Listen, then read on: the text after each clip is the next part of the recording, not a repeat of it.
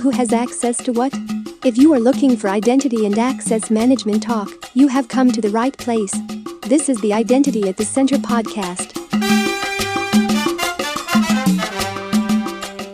Hosts Jeff Stedman and Jim McDonald are strategic advisors with Identity's advisory services practice and are here to talk about a wide range of identity and access management topics. Comments, questions, and accolades can all be sent to identityatthecenter.com. And now, on to the show.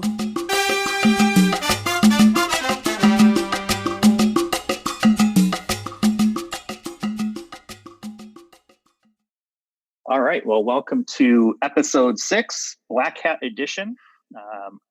I'm on site here at the Black Hat Conference in Las Vegas. We've also got Jim. Hey, Jim. Hey, Jeff. How's it going? Good. Enjoying that tinfoil hat.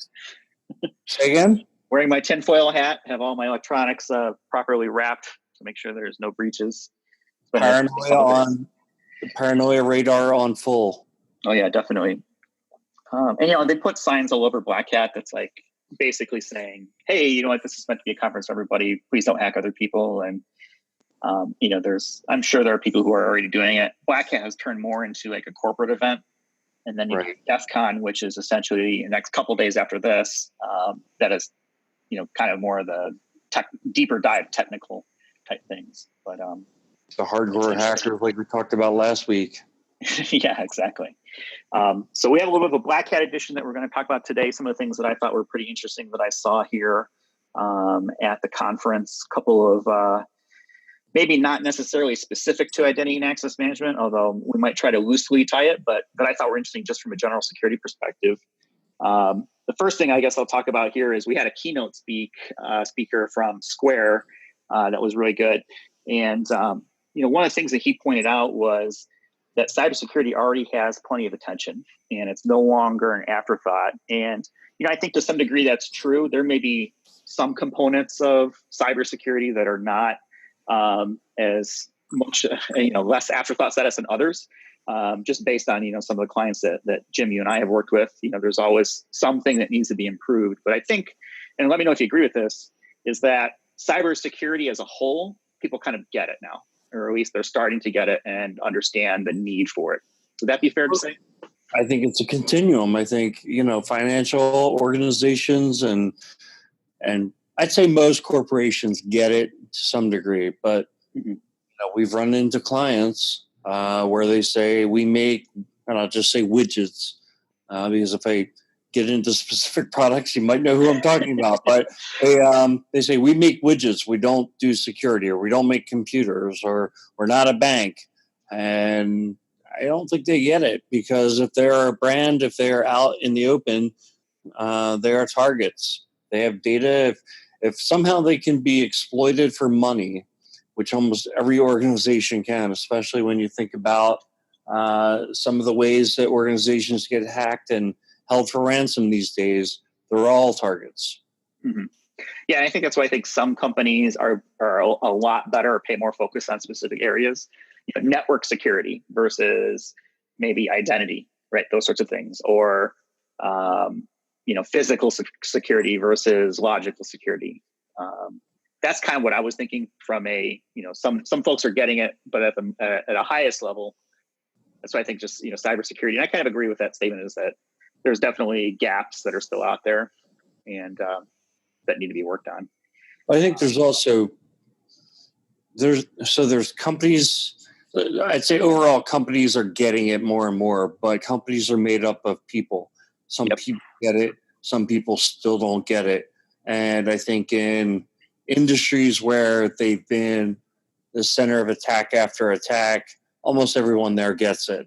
And in industries where it has been an afterthought for so long, there's still a majority of people who don't get it. And that's where you see chief information security officers and people who are responsible for IAM and cybersecurity as a whole pushing the boulder uphill.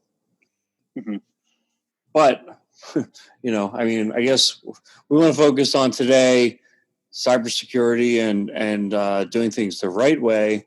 And, attitudes are going to change over time. It's not going to be a light switch. Yeah, I think it's a mindset, right? If you're open to new things, if I'm a CISO and I'm looking at what's next, right? These are the type of things that I'm going to be looking for. Is it's a continual battle, right, to try and secure all the things. But if you get into this kind of, yeah, we're fine, don't need to worry about it mindset, I think that's where there's definitely some risk. You have to be continually evolving your posture. So, Jeff, one of the things I love about conferences, getting into the exhibit hall and seeing all the new vendors and the problems that they're trying to solve, and then attending sessions. So, what are some of the best ones that you've run into and you saw? So the best one I saw is one around deepfakes. And I kind of want to save that one for the end because I think that one's going to open up pretty good conversation. It's something that I've been looking at for the last, few months at least, if not before that, just from a curiosity perspective. But maybe we'll talk about that one last. Before that, there was a session on warshipping. And this is a new term that I had not really heard of before. Have you heard of warshipping? Not before today. Okay. So essentially, it is a Trojan horse attack that takes place as a bridge between the physical world and the networked world. That sounds very convoluted, so let me explain that. So basically, the way it works is you put together a real cheap network device with cellular connectivity, something like a 3G connection, doesn't need to be anything fancy. Typically, something that is, $100 or less. You drop it into a box or an envelope or something, and it's typically around the size of a smaller cell phone, and you ship it to whoever your target is, right? If you're a company, et cetera, it goes into the mailroom, probably a bigger company, or maybe it sits on someone's desk if they're a smaller company.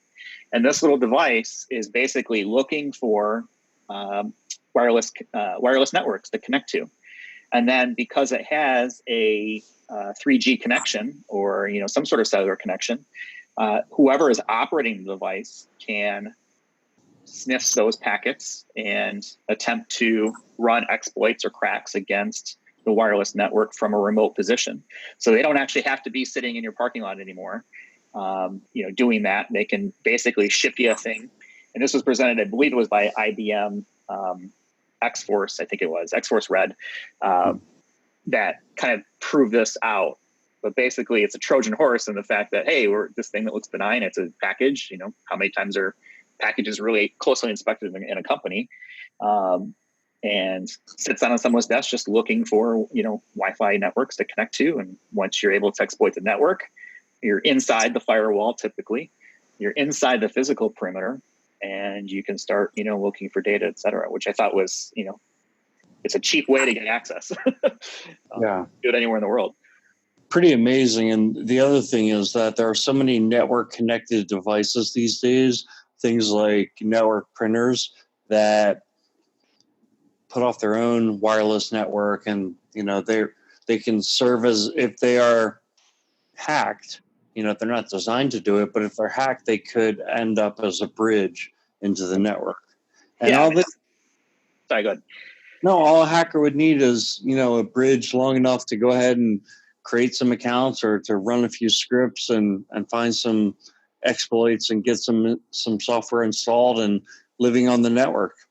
Yep. You're in, and you're basically moving laterally and up as you find opportunities to do so. So yeah, I mean, you start with a printer, then you move over to the coffee maker, which sits on on the Wi-Fi, and IoT security is something that's come up quite a bit recently. I think there's been some reports of, and I don't know if the details around this to talk intelligently, but I recall seeing recently some reports around IoT devices becoming a target for different attacks, which isn't new, but seems to like there was some sort of recent work around that. And probably for our audience, Jeff, I mean, our audience probably includes people who would be responsible for more generally securing the network, and highlighting this as an attack vector is important. I hadn't heard of warshipping. When I heard of it, it reminded me of war dialing, which was popular, 20 years ago, where people would set up modems and it would just sequentially dial phone numbers looking for other modems, and then try to connect to the modem and see if they could get onto the network, see if they could get some kind of login prompt or something like that and hope that they could gateway into somebody's network. Right. Remember, I worked at a corporation.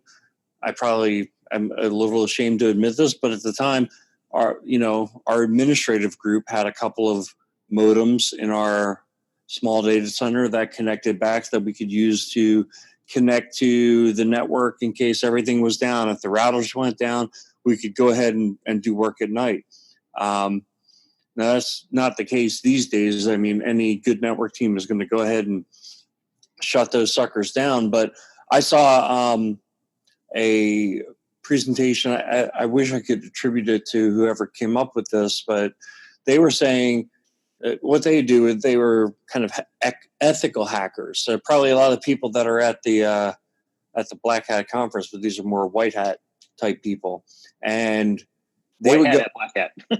yeah, exactly, and they would basically sell into information security departments that we know we can get into your network, and they put that challenge down, and most of the folks would say, well, no, you can't. Well, two of the methods that I heard that were similar to this Warshipping was, one, they could take a drone and fly it up onto the ceiling of a building with a Wi-Fi connection, probably a cell phone, and just look for IoT devices like printers. Yep. The other was they would go to the front desk and say, I'm here for a meeting, but I really just want to go to the bathroom.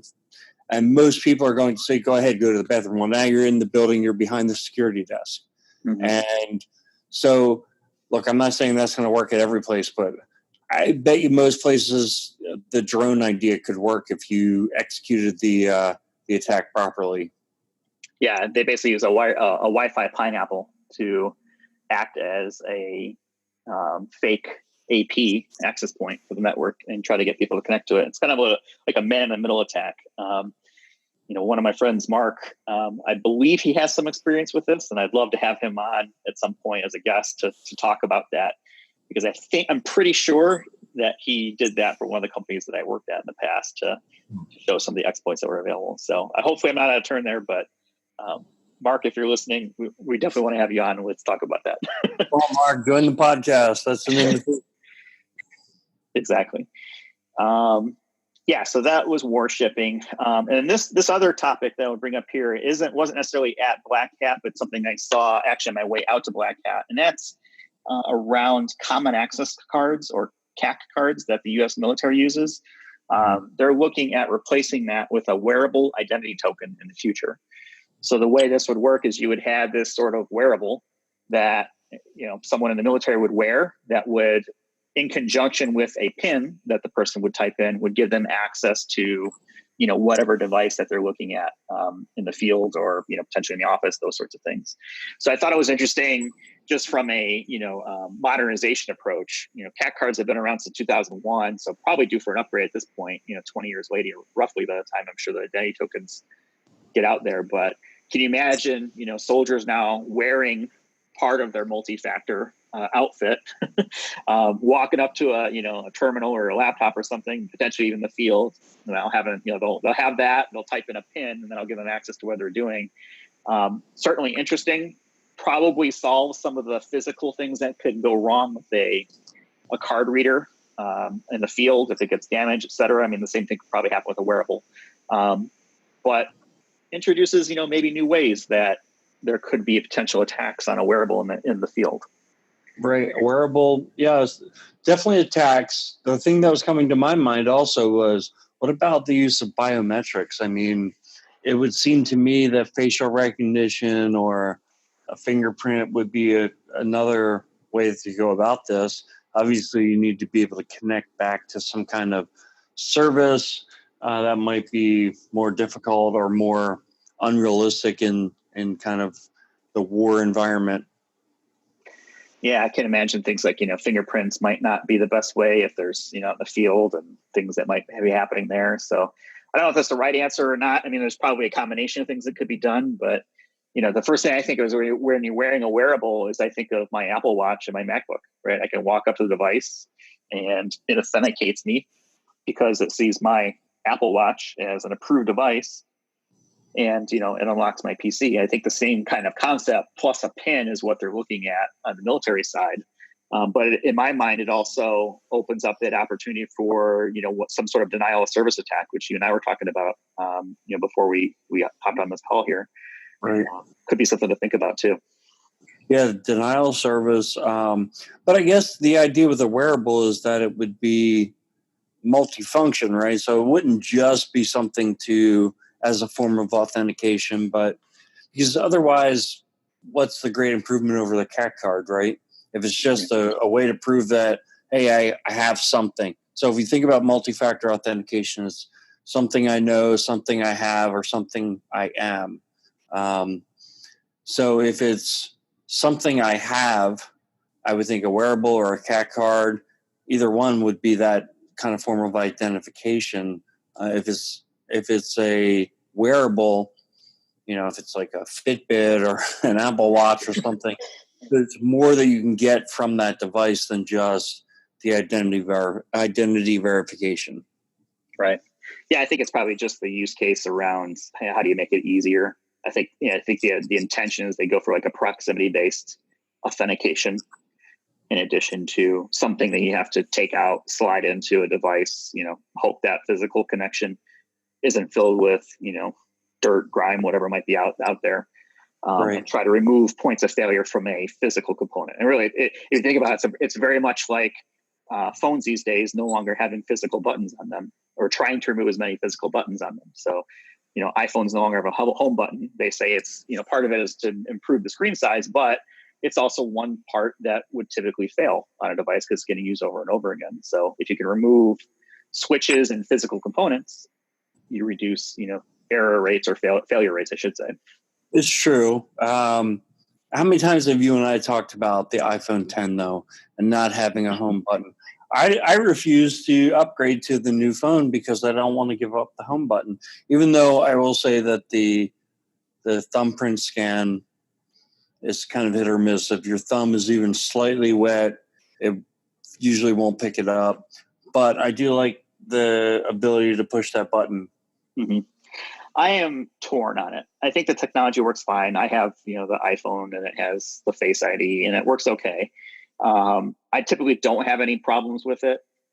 What I miss, and this is going to sound really stupid and not dangerous, so kids don't try this at home, is in the car.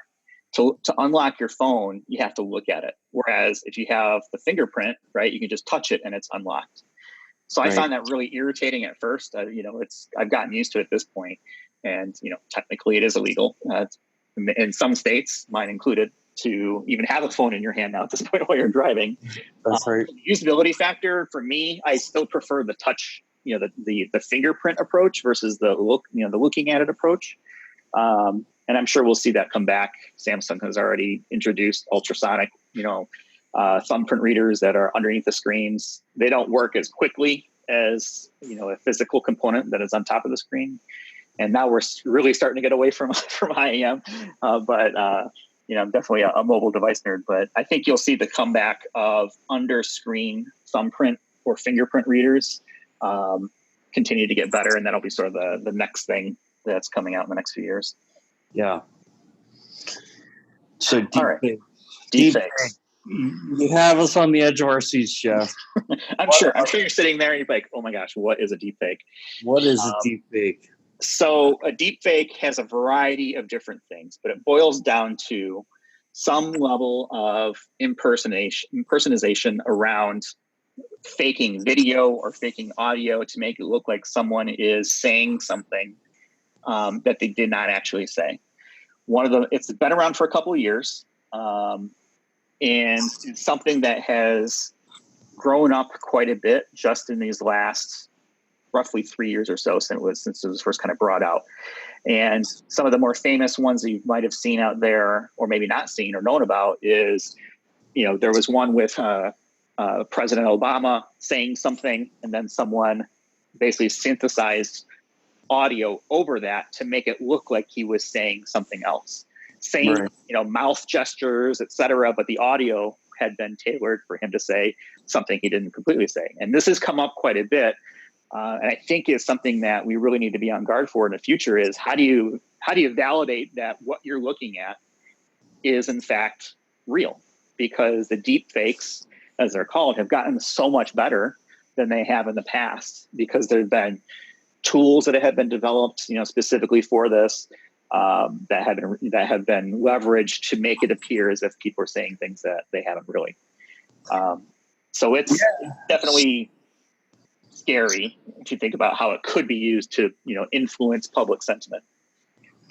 Yeah, I mean, it is. And you think about it right now, it's people probably, the general public is probably not super concerned, because the technology and effort required to do this is the challenge right now. But, 20 years down the road, if it's software that, is consumerized, and you can just take a funny video of somebody from YouTube and then you can dub your own words in, I mean, that is going to be something people really get concerned about. Yeah. So you're saying 20 years from now, the technology is already here. I can do this you do this on your laptop.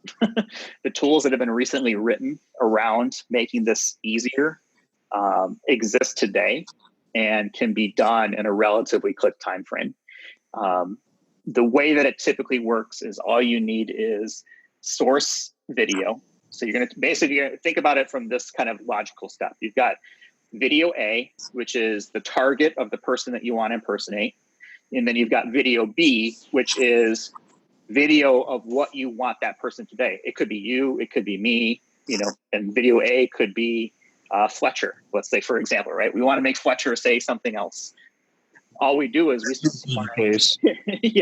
start to find images or video that exist already of Fletcher saying different things. We feed that into an AI model. We take video that we put together to say, here's what I want that person to say, feed those together, extract out the components that we would use. So in this case, we want to use Fletcher's everything about Fletcher, his face, everything he's at, but we want to superimpose our mouth on top of Fletcher and try to make it look as realistic as possible. The tools already exist to do that, essentially, in an automated format. All you have to do is feed it the source information and then export it out into the final video, where you would see a video of Fletcher saying something like, "I like puppies," or something like that. When we all know Fletcher doesn't like puppies. He's a total monster. He's the only one. Yeah, exactly. No, but I'm wondering if I could see the. Wow, I mean, you can see all kinds of nefarious uses for that kind of technology. So, does it require some kind of supercomputer, or? I mean, you were there at the session. Were they doing it on pretty much standard equipment? Standard equipment. The only thing a supercomputer, and when I say supercomputer, just anything that's powerful, is speed up the time it takes to perform the machine learning and the AI components of it, and then to render and compile a video. It's really no different than trying to, produce a video, for example, on a laptop versus a desktop. If you have a good video card or something like that, the extra processing power definitely plays into effect. But the actual code can technically run on just about any type of modern hardware, whether it's your basic business laptop, or if you've got something a little higher end, obviously make it go quicker. And these tools are free. I mean, they're out on GitHub. They're continually being improved, and it is a very, very slippery slope. I'm interested in it because I think just from a fun factor, right? We certainly like our memes on the inside at Identropy, being able to put together videos of, people doing dumb stuff internally is probably one thing, or doing with friends. But when you start to leverage it for the nefarious things, financial gain and election influencing, political, military, whatever it may be, certainly opens up that very slippery slope of, okay, how do we guard ourselves against that? And that was really kind of the point of the session that I was at was, okay, deepfakes are here. They're not going to go away. I mean, the technology is already out there, and people can do it. So how do you detect when there's a video that has been deepfaked, or an audio, those sorts of things? And there's a few different ways that you can look at it. The way that you would probably approach it would be a few different signals, or different detection methodologies. The first one might be at the signal level. So things like the noise on the sensor might be different for, let's take an example, right? Let's say in that example, right, we took my mouth and we put it over Fletcher's video so that it's Fletcher in the video except for my mouth. The sensor noise between the video associated with my mouth and Fletcher's rest of the component of the image might be different. So there might be different interpolations, et cetera. There could be different types of compressions that's being used at the JPEG level. A lot of very technical kind of things, and I don't want to get too deep into that. But that's one level you can look at is at the signal level. Another one that might make more sense is at the physical level, which is around the lighting conditions. So if you think about a video, right, and you've got the subject who is the target of who we're trying to impersonate, and maybe they had a light and it's shining on them from the left and creating shadows, right, that go across the right because of the way the light works. If you don't rehab that exact same lighting, the lighting might look different around different areas of the video. So maybe, the mouth or et cetera might have different lighting compared to the rest of the picture. Something that, if someone's paying a lot of attention, could obviously fake as well. And yeah, the other thing is, I think the things you're bringing up are, as the quality gets better and better, mm-hmm. expert to detect. So if I was interrogating you, right, and I'm trying to get you to admit to a crime, and then I show you a video of your buddy in the other room who just said that Jeff did it. Yeah. You're not going to be like, oh, hey, look, the lighting's different in this. That's not, like, it has to be, I think that's a big concern is technology like this, like cloning, DNA cloning we DNA cloned a sheep 20 years ago. Seems like so long ago, but yeah. It's probably not that far into the future if it hasn't already happened of cloning a human being.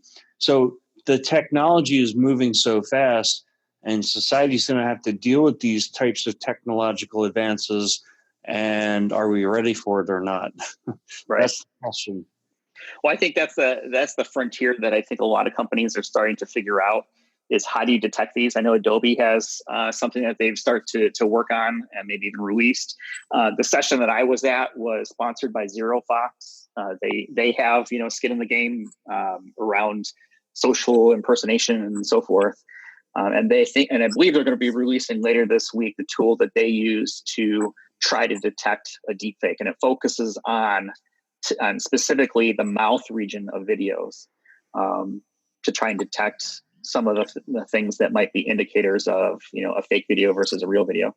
But as the offense gets more complicated, the defense, meaning how do you check to make sure it's real or not, is going to have to evolve as well to try and keep things with it. But it was very interesting. It's definitely worth looking at more if you're interested in that sort of things, because I think it has really huge ramifications for not just security, but kind of society as a whole. And can you believe your eyes anymore or not? And where are you getting your data and your information from? Because that could also play into it. Yeah, great topics. And I think the overall, if I was to ask a question, why would somebody in your position in identity and access management go to the Black Hat conference? I'm going to suppose that part of it's just awareness and getting you to think about these kind of topics, and it maybe isn't directly part of kind of what you do, like an IAM conference would be, but it opens your eyes to a lot of things. Yeah, that's exactly it. I mean, I like coming to Black Hat specifically because this is typically where the exploits and the things that come out of this conference, and also, DEF CON that comes right after it, are the things that you're going to see in the field in the next, if they haven't already started within the next couple of years as they become, weaponized. So from an awareness standpoint, being able to understand, how do these things work? What's the genesis of it? And then what are, some of the products that are out there that might be able to help in the defense or mitigation of some of the risks associated with it. I like seeing the new stuff, and that's part of the reason why I like to come out here too is what's new, because I'm sure you get this too, right? Is you need to be an expert in all products, and that's very difficult to do. It's more reasonable to have an awareness of what's out there and then bring that knowledge back and try to apply it to the real world. Absolutely. And hopefully we can take some of this and maybe some of the folks that you're meeting and ask them to be on the podcast at a later date. Yeah, absolutely. I'm sure we're working on already a couple of guests. We'll have our booking agents on it. Yes. And hey, if anyone's out there listening who would like to be on the podcast and you have an interesting angle on identity and access management or related technologies, reach out to us. Jeff, do you want to give that contact information? Yep, you can send it to questions@identity@thecenter.com.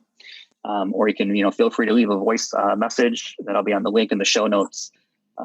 We'll get back to you and talk about, how can we get you on and have a conversation that, to make it something that we can all find interesting to listen to. Great. Yeah. So I think I'm going to call it here. It's the end of Black Hat. At least in the next couple of hours, I'm heading back, trying to find a quiet place. It's just not working. I'm going to head back to the conference here in a few minutes and see what else I can dig up. Jeff, real quick, just from a logistics standpoint, the conference is at Mandalay Bay, which is at in Las Vegas at the end of the strip, correct? Yep, totally in the south. So if people are thinking about going to it next year, and assuming that it's in the same spot, like any tips or tricks people should keep in mind? Yeah, book early. Get a room at the Mandalay if you can. Luxor is right next to it, and that's definitely within walking distance, and then so is Excalibur. All three are connected, so you don't actually have to go outside if you don't want to. Right. But it's certainly a longer walk, depending on what you want to do. And then there's plenty of stuff to do in Vegas. But I would say if you're at all interested in security and you haven't been to one, it's worth going to just to kind of experience and see what it's like. And take advantage of the different vendors. There are all kinds of events that are going on. All the vendors want you at them, so there's parties at different types of clubs and different types of events and music things that happen throughout the week. But it's interesting for sure. But book early because rooms go pretty quickly, and you don't want to end up having to trek 30 miles in every day if you don't have to. Right. Great. Yeah. All right. Well, I'm going to head back to the conference. Hope you guys enjoyed listening to this show. I'm sure we'll get back to more identity focused and identity and access management focused things in the next couple of weeks. But we thought this would be a good kind of timely recap of what I've seen with boots on the ground here at Black Hat. So we'll talk to you again hopefully next week.